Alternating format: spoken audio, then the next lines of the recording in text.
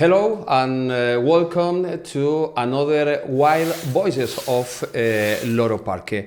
Today for me is a great pleasure because we have a great friend of this company. Her name is Wolfgang Rades. Wolfgang, hello, how are you? Fine, I'm fine, thank you. Nice to see you again. For me, it's a real pleasure have a great, I repeat, a great person, a great friend of Loro Parque. Wolfgang, you have spent decades working as a biologist. You are the wildlife conservation officer in Germany. It's okay, no?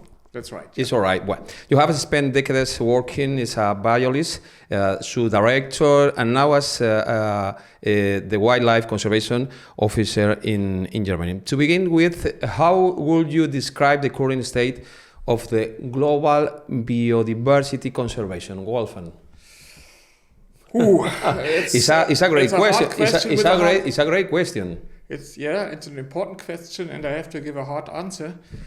Because we face an ecological double crisis. We face a climate crisis, and for me, what is much more important, but combined with the climate crisis, is the biodiversity crisis. We face the sixth mass extinction on this planet. Yeah. It's the first one since more than 60 million years since the dinosaurs disappeared. It's the first one which appears in the time of human existence, and it's caused by humans. It's really we are living now the sixth extinction in the planet, in the world. In a day, 150 species disappear. It's a disaster. That's a disaster, and each species which we lose is so important in the global network of biodiversity. Everything has to do with every species is combined with other species, and so if we lose one species, we losing more and more species, and in the end, the ecological systems might collapse. Wolfgang, you often speak about a double crisis, climate change and biodiversity loss. Do you think the society is totally aware of how serious the situation has become?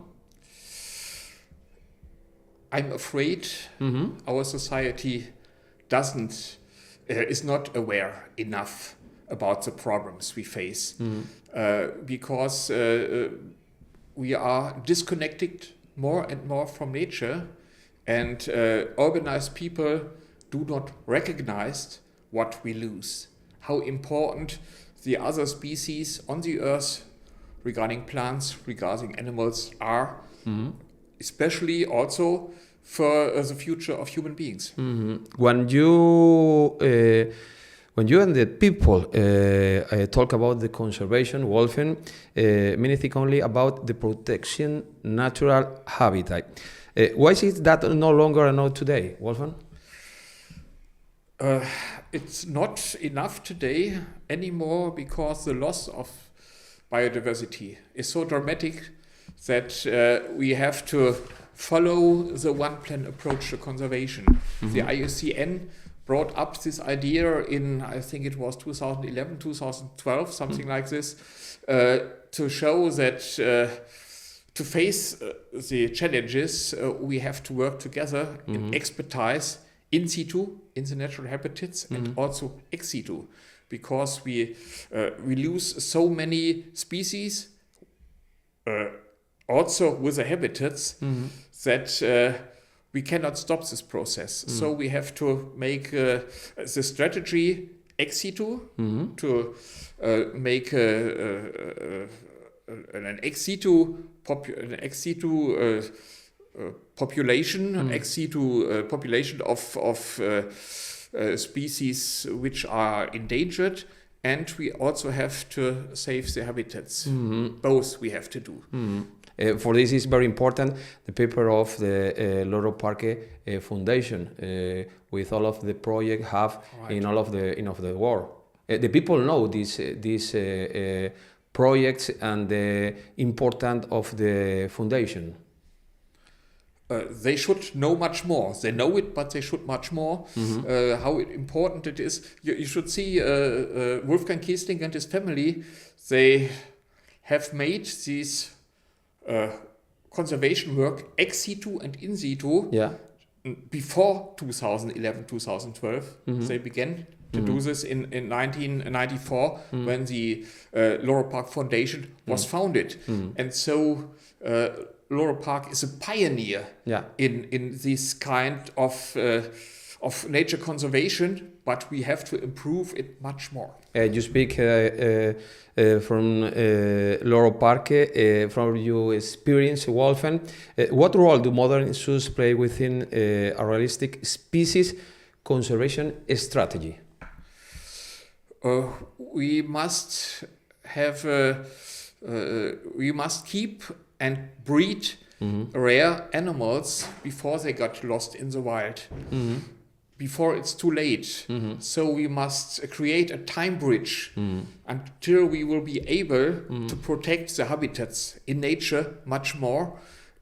Nowadays, it's not possible to protect the habitats quickly enough because human population is growing up and growing up and growing up. We have now almost 8.3 billion people on this earth. Yeah. And all people want space.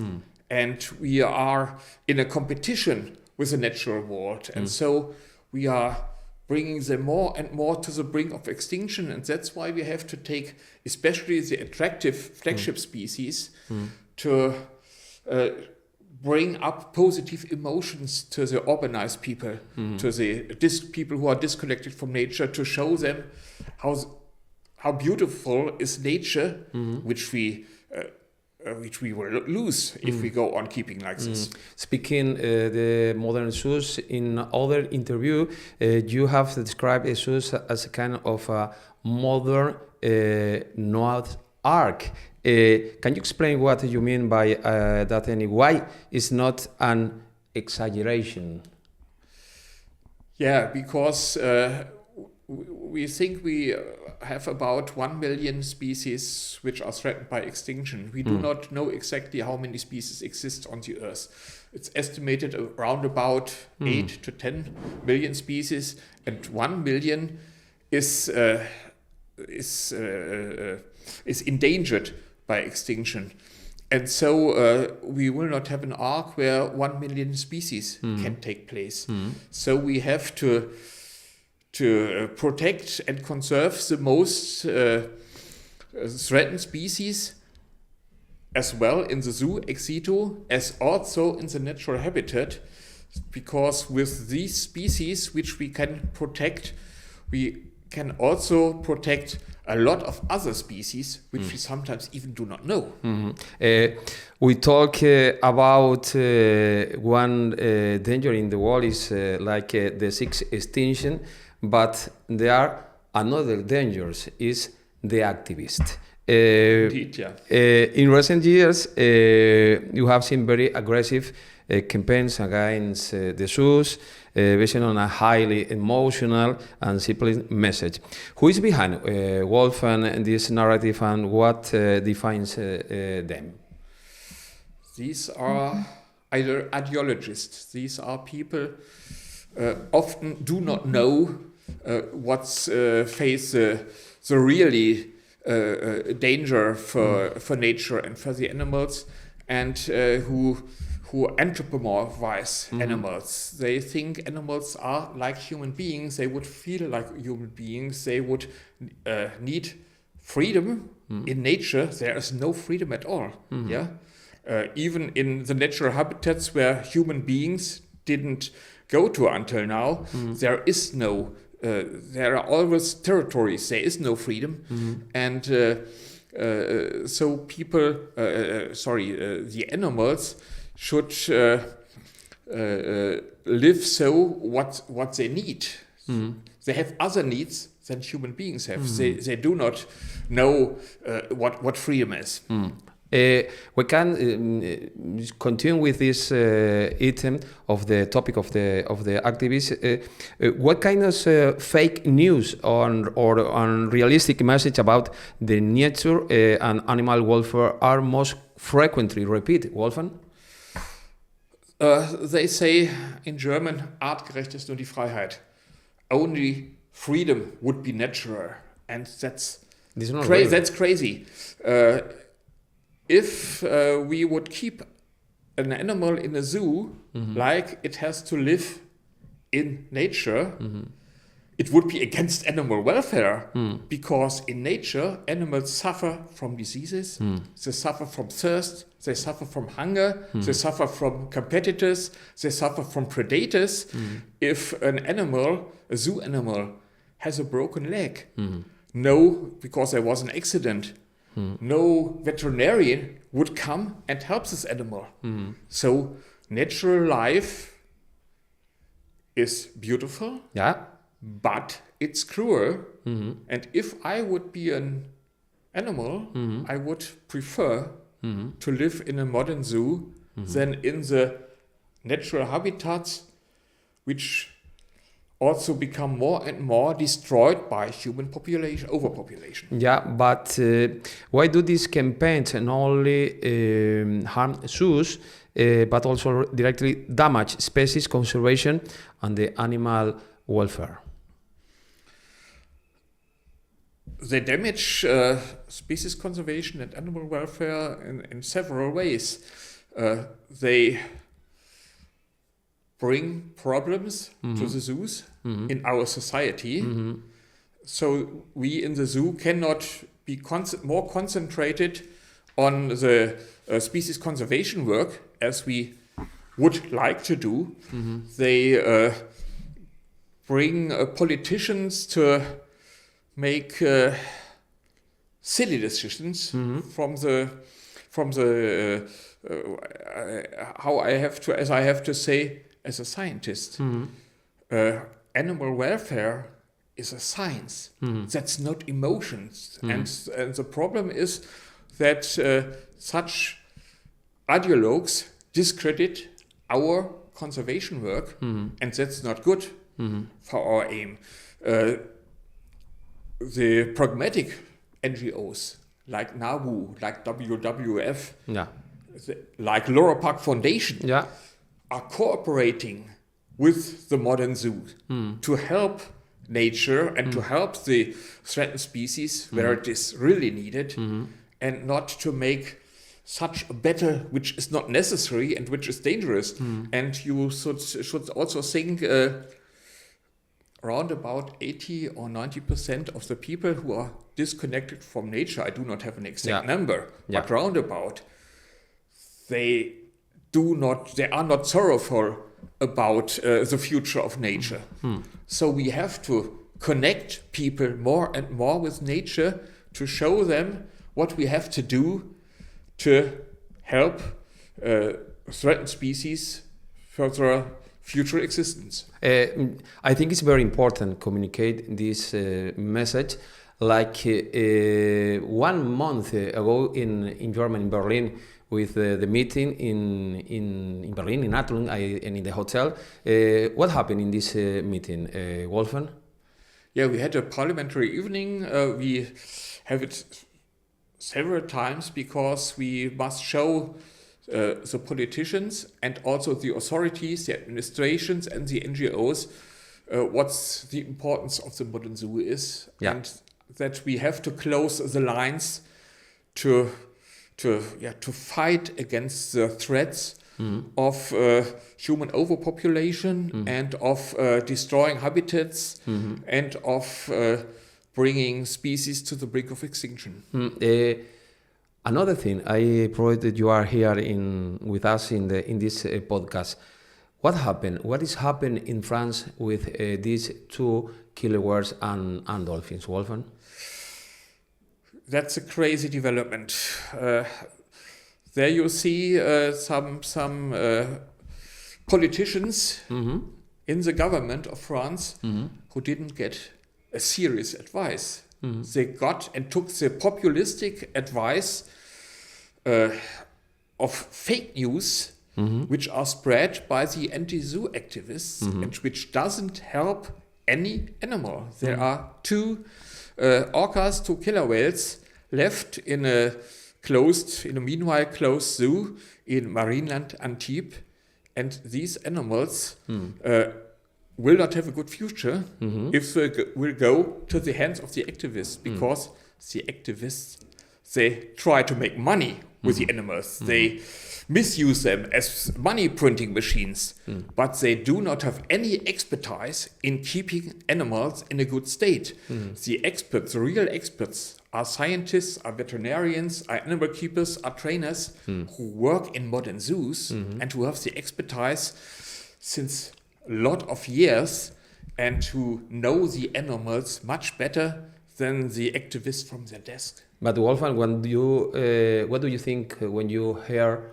these animals go to a sanctuary? That's a crazy development, because they are No exist, because the real is there are no sanctuaries. That's it. That's the point. There is no existing sanctuary in the world for cetaceans. Yeah. That's a money printing machine. They bring up emotions, saying the animals would need the freedom of the ocean. We know, for example, an orca, as we are supporting the research work. Nora Park Foundation is supporting the research work of CIRCE in the Strait of Gibraltar with the orcas. We know when the orcas have enough fish to eat, they stay. It's real. In the near, and they do not move more than 10 kilometers a day. Our great friend Javier Almunia explained very well this situation with the orcas. Yeah. And this is the real situation of the orcas. An orca will not move 150 miles a day if it's not necessary. So our task in a modern zoo is to move the orcas by training them, to bring up a physiological and mentally good state for the animals. So we can we can keep them regarding their needs. That's not a problem. But the problem in a sanctuary is that the animals, which are mostly born in a zoo, in a dolphinarium, will not be able to survive in a cave. We know it, for example, in Iceland, there is a sanctuary for two beluga whales, which came from Asia to Iceland, and they should live. They don't exist. This sanctuary no exist. Right. These two belugas now are in a building, in a pool inside the building during 5 or 6 years. Since almost 5.5, more than 5.5 years, they have only been living in the net cage in this cave for around about 85 to 90 days, and not more. They are not living in the sun, they are not living in the ocean, and they are not able to live there because they got used to a dolphinarium and they will not survive in such a cave. The people who take care of them had to save their life, to put them in a small pool, in a hangar, in a hall, which is much smaller than the modern dolphinariums are. And the last week, the French government decided the two orcas of Antibes must go to a sanctuary, no 6, to Nova Scotia. Nova Scotia in Canada. Yeah, and this sanctuary doesn't exist. And it will not, from my opinion, it will not exist until the end of 2026, because there are so many problems with the property, with the pollution of the ocean there. There is mercury and arsenic in, I wouldn't eat fish coming from there, and you should never bring an orca in such a cave, in such a sanctuary. But the activists, there are organizations who misuse this, who misuse emotions of people to gain donations. They are willing to get donations, and the donations are not good for animal welfare. the donations are good for the activists by themselves. It's That really- doesn't have to do anything with animal welfare. It is really very, very crazy. Wolfgang, one of the most repeated arguments is that the animal in zoos suffer because they are in captivity. From a scientific perspective, how would you respond to that claim? As I just told, animals do not know about freedom because in nature, freedom doesn't exist. Animals are used to accept franchise, and animals want security. They want to have food, they want to have a social partner, and what's very important, they want to breed. Stop breeding in a dolphinarium would be against animal welfare. Every animal wants to breed and to get offspring. And so these ideologues are, their activity is against animal welfare. It's not for the welfare of the animals. You and me knows Loro Parque perfectly. Can we, in certain contexts, life under human care can offer a higher quality of life than life in the wild? Yeah, it does. Mostly it does. Yeah, sure. It is so. And especially in nature, which is where there are conflicts with human beings. Regarding the African wildlife, for example, the megafauna, the charismatic megafauna, the elephants, the lions, they do not have any space anymore because human beings become more and more and need more and more space. And so natural habitats are reduced more and more, so that indeed a lion here in Loro Park, for example, has a much better life than in the most areas in Africa. Do you believe that without modern zoos, it will be more difficult to raise social awareness about biodiversity conservation, Wolfgang? Yeah, indeed. Yeah. Indeed. Because human beings tend to be egoistic. And they want to say, it's my life, it's my fun, I want to have fun, I want to have security, I want to go 3 times a year to a holidays, to a vacancy, and they do not think about, most of human beings do not think about the needs of nature and the problems of habitat loss. And so we have to sensitize people, our visitors, for the beautiness of the animals and for the beautiness of nature. And in the end, we must have the biggest part of our population should be sensitized for animal welfare and for nature conservation. And they shouldn't only think about their own money and their own holidays. My dear Wolfgang, to the people who love animals but receive distorted information about the zoos, what would you say to them? I would tell them that they should get better informed, that they shouldn't ask the activists. They should ask and discuss their needs with the experts working in a zoo. And if there is some criticism, in the world there are also bad zoos. And if there are criticism, they should discuss with the serious experts, but not with the activists who only want to get their money with their anti-zoo campaigns. Wolfgang, if you have to summarize in one key idea, why modern zoos are a part of the solution rather than the problem, what would it be? The modern zoos are on the top of the conservation movement.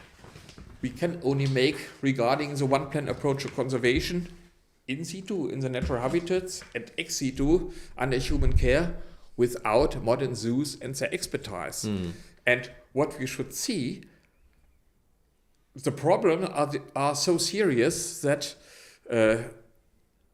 populations of species must be managed also in the wild. For example, Kruger National Park. Yeah. There is a fence around it.